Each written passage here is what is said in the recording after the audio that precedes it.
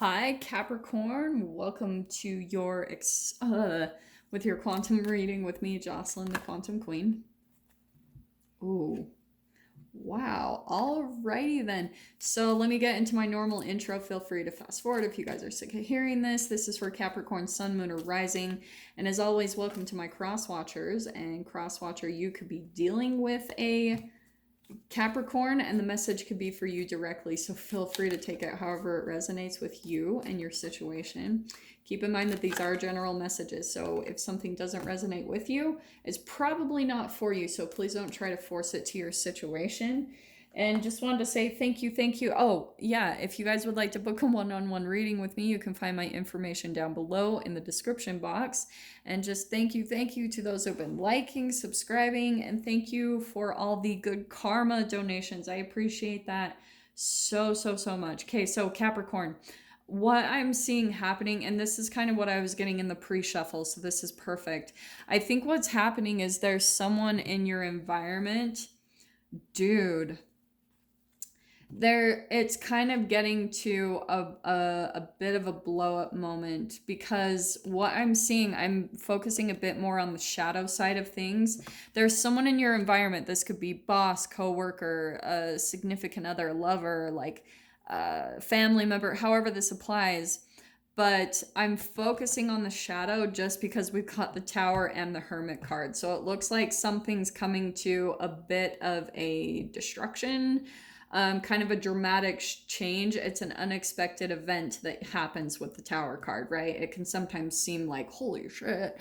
Because I think what's been happening, Capricorn, when the Tower card comes in, it's a catalyst, okay? When sometimes we're really dissatisfied with something for a long period of time and it keeps happening, what happens is you keep having like painful, low vibrational brain chemical releases. And if you don't decide to actually change something in your life, that's when the chemical makeup of your body usually kind of interacts with the universe, and the universe kind of like pulls the rug from underneath you and pushes you in a different direction, because you've been kind of putting it off, because there might be a part of you that is holding on to something because of whatever, like the fear of letting go, or it can be where you feel obligated, or you feel like guilty for wanting to leave someone or something like that. Like you feel all these obligations to things in your life and people in your life. Do you know what I'm saying? So that's why I'm focusing on the shadow of these cards. So we've got the Son of Cups, which is the Knight of Cups. That could be moodiness, disappointment, fickle, unreliable, and duplicity. Now, the Emperor card, rigid, cold, dominant, immature, and obstruction. Isn't it interesting? This whole combination is how the Son of Cups, that's someone obviously maybe a bit younger, so there could be a pretty significant age difference between the two here. But this is where, if what's happening, the entanglement is that it's kind of coming across as someone more fickle and unreliable, and so someone comes in over dominant and like rigid and controlling to try to make up for that how do I say that unevenness in the vibration, right? Because it's like an overcompensation. Does that make sense? So that's what I'm seeing is happening between you and a person in your life. And that does, I'm saying this with love, but that does seem a little bit Capricornish to me sometimes, is like the dominance or the control, okay? And I'm saying that with love because I absolutely love Capricorns, but all of us have a shadow side. Like, let's just put that right out there. So I think what's happening is there is this unevenness with someone in your life where maybe you're feeling like you always have to be the dominant one. Like even if this could be reversed, like don't get caught up on the genders with the Sun and the Emperor. This could be where like, it's like, in, say for example, in a love relationship, say the woman has to be more of the dominant one, like the one who wears the pants, because she's kind of with someone who acts like a little boy. Do you know what I'm saying? It's that type of a thing. And the entanglement is coming obviously from how you were raised, Like, if you didn't get the love and the attention that you needed from a parental figure, then sometimes it can cause you to overly do that in your life.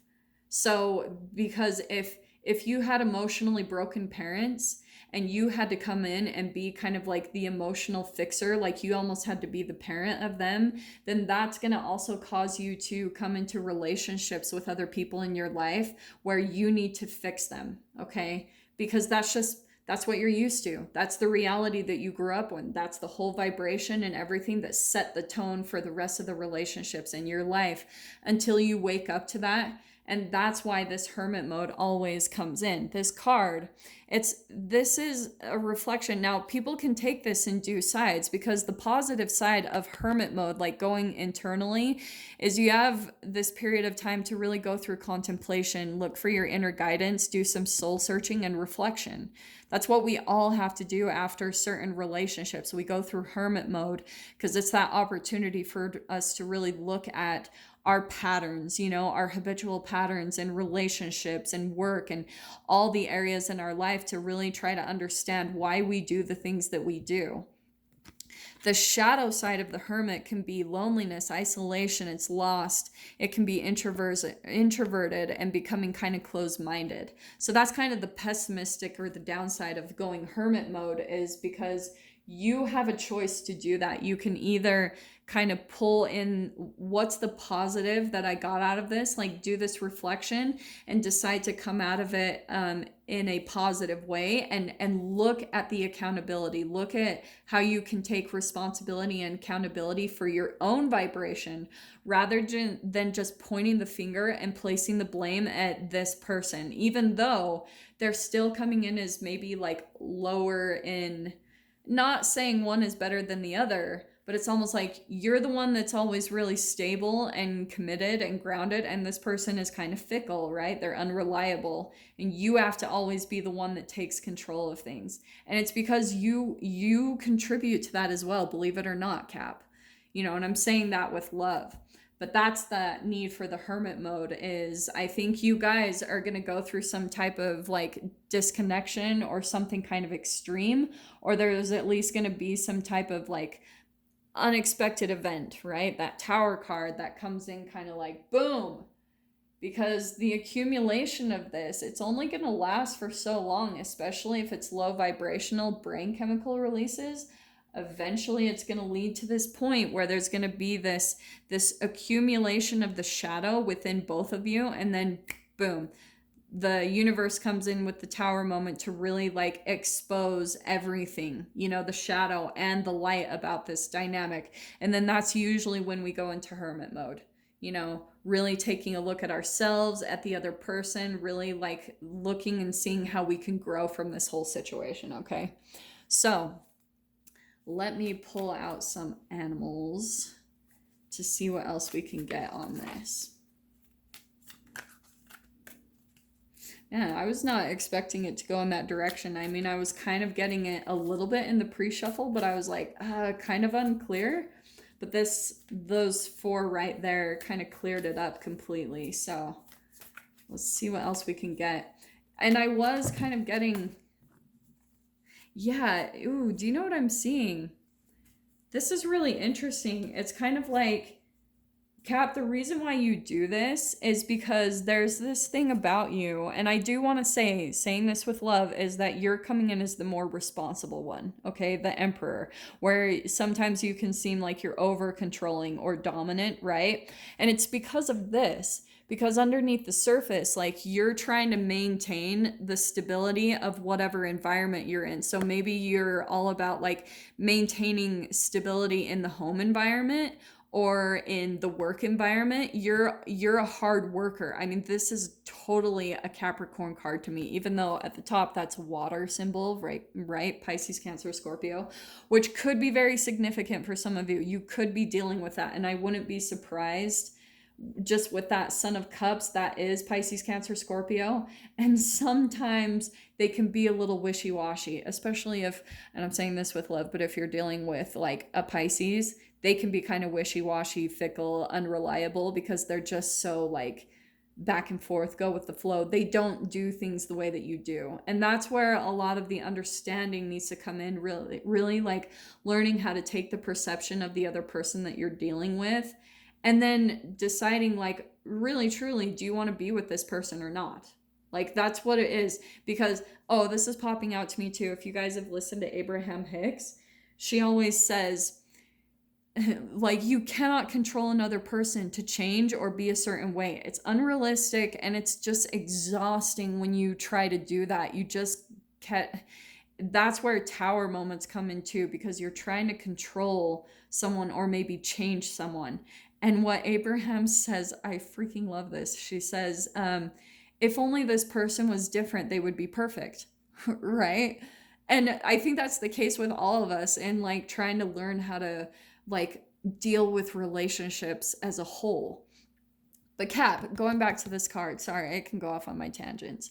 But this is, I think, where you're seeing this is what your intentions are, right? Like, you need to keep things intact. You're having to keep the stability of your environment going. So that's why you're probably like hardworking. And it's almost like there's some fears around that, you know, like trying to maintain that stability, which is causing you to maybe be overly controlling or overly dominant. And then you're completely attracting the complete opposite to come into your experience vibrationally. That's why I was saying there's this polar opposite and this unevenness in the vibration. It's like you are having to overcompensate for the lack that they're bringing to the table. Okay. And this is what I'm seeing too. So with this golden egg, I want to say that there's like this protection that you're coming in with the beaver and the golden egg. For some of you, you might even see this person as like you are kind of protective of them in a way. Because again, you're kind of in a way like seeming like the more stable one. And so for some of you, if this isn't an actual lover, or maybe this is like a younger sibling, or, you know, just someone in your life where you view them to be more of like a vulnerable person, someone that you need to protect. And it's because, and that's a part of the reason why it's going back to what you were raised with. You know, it's where you probably, again, you had to be kind of the parent over a emotionally broken parent. And so now you kind of automatically seek out people that reflect that same exact dynamic in your life. Okay. Where did my freaking cards go? So let me get two more really quick. Let's see what else we can get here.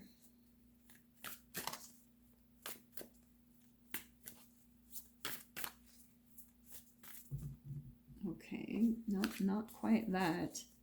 Oh, and interesting with the eagle. I think I am going to take that. And the spider. Yeah, let's go ahead and take those. Because, Cap, I think this is perfect. So what's coming in to me with that eagle is it feels like a bit of a hovering. Do you know what I mean? It feels kind of helicopter parentish. And so you might be doing that even with like the way that you respond to this person. Like maybe you come in and you try to overly do things. And it's interesting. A little bit of that similarity was coming out in Scorpios, I think. Or no, Sagittarius's. Yeah, Cap. But this is where I think that you're again having to kind of swoop in and be the overcompensator of this person in your life. And maybe you're used to swooping in and saving them, okay? But that's where I feel like coming out on top of that tower card, that is not going to happen for very much longer, because I think that both of you are getting kind of to this breaking point. And then we've got the spider card. That's, again, I love this card. I feel like it's perfect coming out with the hermit card, because the tower moment is going to happen between the two of you, okay? And this is the air element, right? We've got pretty much all the players on the card except for fire, which is interesting. So it could be Aquarius, Libra, Gemini, even another earth sign that you're dealing with, another Capricorn or Taurus or Virgo. But what's happening is tower moment's going to come in, because this can't last for very much longer. If there's this like uneven give and take in the relationship, eventually it's going to come to this tower moment. Okay, it's inevitable. And so the communication's probably going to come in with that air element, right? And it might even come across to the way that you talk to them. Oh, interesting, that Hermit card.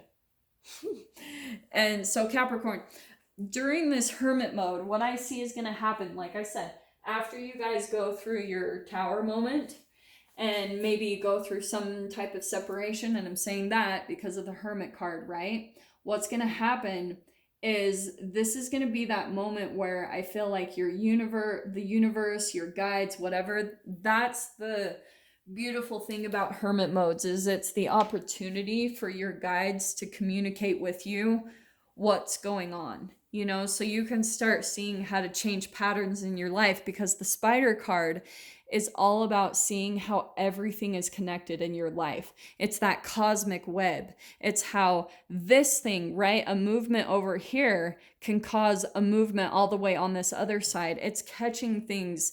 And I feel like it's kind of vibrationally what you're putting out there is, again, it's that karma. Whatever you're putting out there, you get back vibrationally. So going back to this overprotective energy, that's what you're going to keep attracting, Capricorn. You're going to continue to keep attracting people in your life that you have to take care of until you really take a look at this moment and start making different decisions in your life.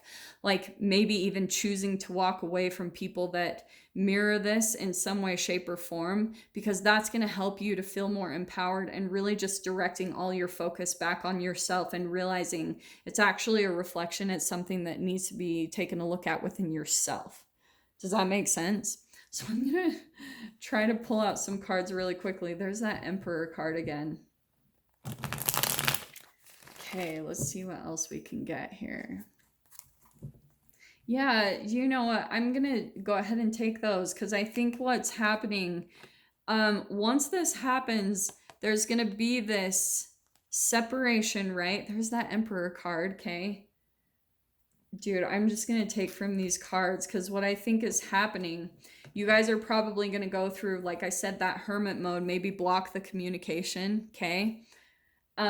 Because it's too much. It's too much over controlling, dominance, all that good stuff.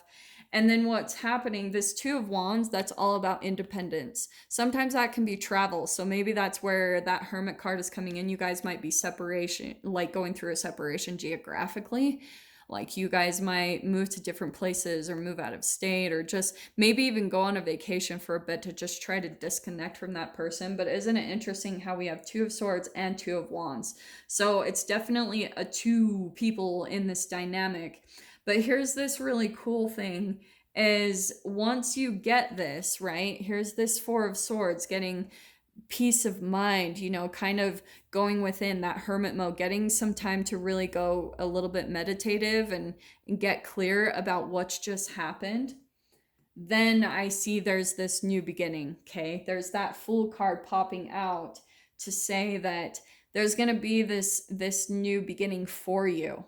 Maybe it's and I do want to say it's like a brand new way that you're going to be dealing with your relationships and the new people that you're going to be attracting into your life. Ones where it's not going to feel like you have to hover over them and take care of them and be the mother or the father of them. You're going to come into relationships now where it's going to be balanced between the two of you. And that's why I love this Two of Wands, because it's like there's the two, right? Two people, but both people are independent and whole within themselves. That's what you want to work on attracting, is people that are firm, right? I always talk about with this card, especially, how it's two people that come together and they're both complete within themselves. They're both 100%. It's not two halves that complete each other. That's terrible. It's one person is whole, the other person is whole, and they come together to make 200%. Okay?